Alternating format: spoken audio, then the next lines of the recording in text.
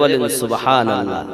দুনিয়ায় যত আউলিয়া কেরাম আছেন প্রত্যেক আউলিয়া কেরাম আমার নবী পাক সাল্লাল্লাহু আলাইহি সাল্লামের দরজাতে ধর্ণা দিতে হয়েছে, নবী পাকের কাছে যেতে হয়েছে, আর নবী পাকের কাছে যেতে গেলেই আলীকে আগে পেতে হয়েছে। কারণ নবী নিজেই বলেছেন আনা মদিনাতুল ইলম ওয়া আলিউন বাবুহা, আমি নবী জ্ঞানের শহর, আলী তার দরজা। সহিহ হাদিস। আরো নবী পাক বলছেন আনা দারুল হিকমা ওয়া আলিউন বাবুহা, আমি নবী হিকমতের ঘর, আলী তার দরজা। তাহলে বোঝা যাচ্ছে নবী পাকের কাছে যেতে গেলে আগে কাকে পেতে হবে? দরজায় কে? আলী। ঠিক কি না বাবা? এই আলী থেকে ওলি, দুনিয়ায় যত আউলিয়া কেরাম সব আলী থেকেই ওলি হয়েছেন। আরো জোরে বলুন, একটু জোরে বলুন। বাবাজি আমার কথাগুলো বোঝার চেষ্টা করবেন আর নিজে ব্রেনে ভাববেন। মসজিদে বসে হু হু করা কাজ না। ঈমান যদি আপনার ঠিক না থাকে সব বেকার। কারণ মসজিদে হু হু করেছে নবীর দুশমনেরা আরো বেশি, আপনার থেকে বেশি, আমার থেকে বেশি। মসজিদে বসে হু হু করেছে কিন্তু সব বেকার। ঠিক কি না? আমাদের মসজিদে বসে হু হু করতে হবে, কান্নাকাটি করতে হবে, তখন ঈমান আকীদা মজবুত হবে যখন। আর এদিকে যদি বলি নবী আমাদের মতো মানুষ, এদিকে যদি বলি নবী মাটির, নবী পাক সাল্লাল্লাহু আলাইহি ওয়াসাল্লামের কন্যাকেও মাটি চেনে না, নবী আমার 40 বছরে নবী হয়েছেন, তাহলে আমার তো ঈমানই শেষ। তাহলে নামাজ পড়ি লাভ কি? কারণ কি? এক কারবালায় 12-13 জায়গায় নামাজ হয়েছে। আব্বাজি আমার, ওই নামাজিকে আল্লাহ ভালোবেসেছেন যে নামাজির সঙ্গে আমার রাসূলের প্রেম ও আলে পাকের প্রেম। জোরে বলেন সুবহানাল্লাহ। এজিদের সেনাদের নামাজকে আল্লাহ ভালোবাসেনি। আমরা তো ওখান থেকে ফয়সালা পেয়ে গেছি, এজিদ ওরাও নামাজ পড়েছে, এমন কি তাকবীর আযান দিয়েছে আমার নবীর নামে, কি আশহাদু আন্না মুহাম্মাদার রাসূলুল্লাহ সাল্লাল্লাহু আলাইহি ওয়াসাল্লাম। বিবি যায়নাব তাবুর ভিতরে ঢুকে বলছেন, আরে দুশমনেরা, আজ যে আমার নানু মুহাম্মদ সাল্লাল্লাহু আলাইহি ওয়াসাল্লাম, আমার নানু, তার নামে তোরা আযান দিস, সেই নানা, আমার ওই নানা নিজের বেটাকে কুরবানি দিয়েছে আমার ভাই হোসাইনের জন্য, তাকে তোরা 3 দিন থেকে পানি বন্ধ করেছিস, আর আমার নানুর নামে তোরা আযান দিচ্ছিস। একটু ভালো করে বুঝবেন কথাগুলো। আমার কথা বলা খুব তিতো, কারণ আমি আপনার মুখ দেখে কথা বলতে তো আসিনি। তাহলে যারা আযান দেয় আমার নবী পাকের নামে, সেই নবী নিজের বেটাকে কুরবানি করলেন হোসাইনের জন্য। সুবহানাল্লাহ।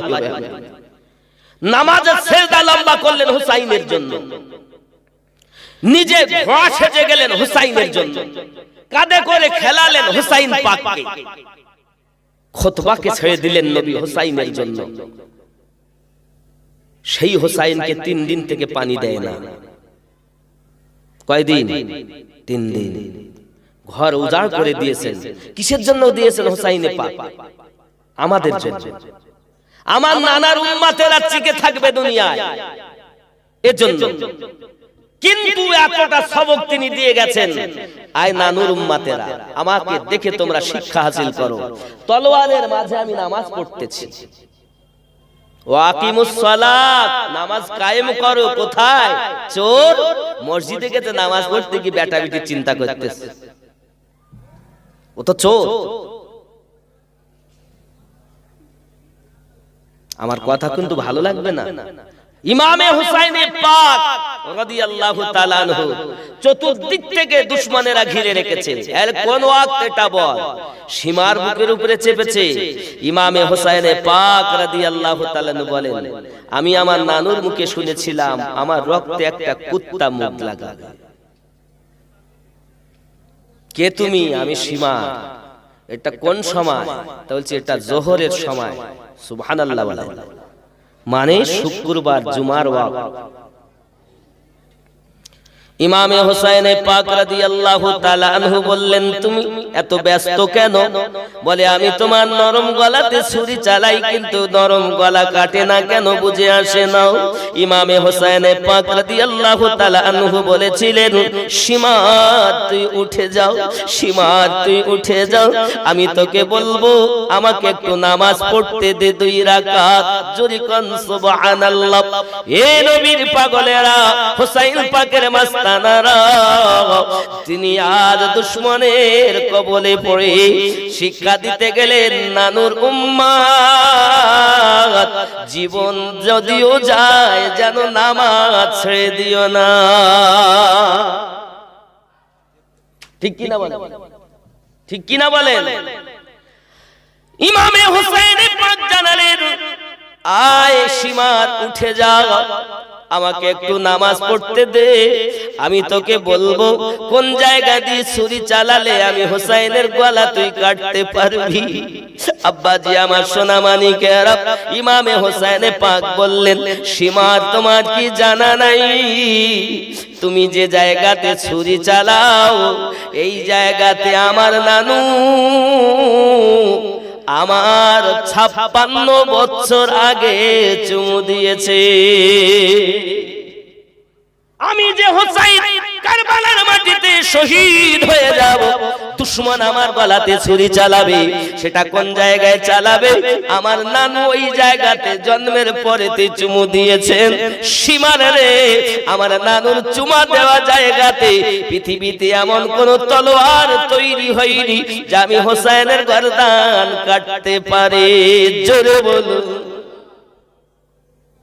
এরে আমার বাবারা, ভালো করে ব্রেনের ভিতরে ঢুকিয়ে নেন, যে গলাতে নবী আমার বারবার চুমু দিলেন ওই গলা দেহ থেকে আলাদা হলো, আর যে জায়গায় নবী আমার একবার চুমু দিলেন পৃথিবীর মানুষ বারবার চুমু দিতেছে, সেই জায়গাটার নাম হলো হাজরে আসওয়াদ, একটি পাথর। আর যে জায়গায় গলায় বারবার চুমু দিলেন নবী আমার, ওই গলা কারবালার মাটিতে শহীদ হলেন। একটি মাত্র কারণ, আমার নানুর উম্মাত জীবন দিও, বাতিলের কাছে যেন মাথা নত করো না। আমার নানুর উম্মাতেরাও তোমরা জীবন দিও, যেন নামাজ ছেড়ে দিও না। এত শিক্ষা যিনি দিয়েছেন তার সম্পর্কে বলছে, আমি হাসান হোসেনকে চিনি না।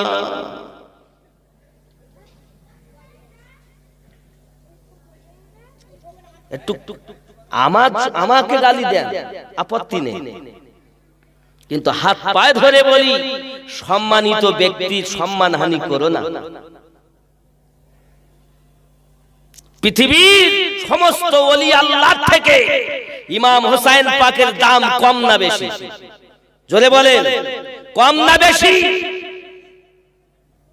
পৃথিবীর সমস্ত মায়ের থেকে জান্নাতের সর্দারিনী আমার নবীর কন্যা ফাতেমার দাম কম না বেশি? কাদের সম্পর্কে কথা বলতেছে একটু তো চিন্তা করা উচিত। কবরের ভয়ের আর কোন দলিল নেই। বহু হাদিস আমার নবী বলেছেন, ওগুলো আর পাও না মানুষকে পথে আনানোর জন্য, যে মানুষকে কবরের ভয় দেখাতে হবে। তা তুমি ওইটাই খুঁজে পেয়েছো? তাও সম্মানিত ব্যক্তি সম্মানহানি যেটা দুশমনেরা করে, তুমি সেটা করো কেন? আসলে তোমার জানা উচিত কোনটা আমার কোনটা আমার নয়। তুমি সবকে যদি এক গলায় নাও তা তো চলবে না। কারণ নবী আমার বলেন, একটা দল জান্নাতে যাবে, 72টাই জাহান্নামে যাবে। তাহলে একটা যদি যায়, সেটা কোনটা যাবে? যেটা একভাবে উপর থেকে নিচে পর্যন্ত ঠিক আছে, আমল আকীদা সবকিছু আছে, এই দলটাই জান্নাতি হবে। তুমি সব আমার আমার করবা, কি করে মেনে নেবে? আমার কথা কি বুঝতেছেন বাবা? রাগ করেন না। ইমামে হোসেন পাক রাদিয়াল্লাহু তাআলা আনহুর গর্দান মোবারক আপনার কিনা কাটিয়ে দিলেন। তিনি নামাজ পড়তে গেছেন, দুনিয়ার মানুষ দেখেছেন নামাজ পড়ার জন্য। এই জন্য কবি লিখতেছেন, হুসাইন জैसा শহীদ আজম जहां में कोई हुआ नहीं है, हुसैन जैसा शहीद आदम। कटा है बाजू सीधा है सीना, ये कटा है बाजू सीधा है सीना, अभी मेरा सर काटा नहीं है, हुसैन जैसा शहीद आदम। जहां में कोई हुआ नहीं है, हुसैन जैसा शहीद आदम। जोरे बोलुन गिने वालों गवाही देना, मदीने वालों गवाही देना।